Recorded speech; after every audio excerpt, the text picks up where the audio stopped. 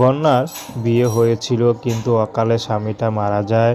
তো বর্তমানে বন্যা তার মার কাছে থাকে, তার মধ্যে তার বাবা নেই। বন্যার খুবই কষ্ট হয় কারণ তার মাই চলতে পারে না, তার মধ্যে বন্যা গিয়ে এখন উঠেছে। তো এমনি বন্যা অবিবাহিত থাকলে বন্যাকে বিয়ে করতে চায়নি, কারণ অনেক কষ্ট করে তার মা তাকে ঋণ ঠিন করে বিয়ে দিয়েছিল, কারণ গরিব ঘরের মেয়ে, তার মধ্যে বাবা নেই। তো এখন বন্যা বিবাহিত ডিভোর্সি মেয়েকে কে বিয়ে করবে? তো তার মধ্যে বন্যা দেখতে মাশাআল্লাহ বেশ সুন্দর, কোথাও যে কাজে যাবে সেটাও পারে না, সবাই কার গায়ে টাচ দিতে চায়। তো বন্যার একটি কথা যে 10 জনের খোরাক না হয়ে যদি একজনের খোরাক হয়ে সে স্বামীর পাশে থাকতে পারে, তাহলেও বন্যা রাজি আছে।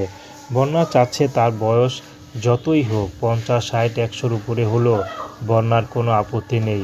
যদি তার ঘরে বউ বাচ্চা থাকে তারপরও সমস্যা নেই, কারণ বন্যা চাচ্ছে কারো ঘরে এখন যেতে। যদি সে স্বামী হয় তার সাথে থাকতে কোনো সমস্যা নেই, কিন্তু 10 জনের চোখে থেকে আড়াল হতে চায়। তো দর্শক, এই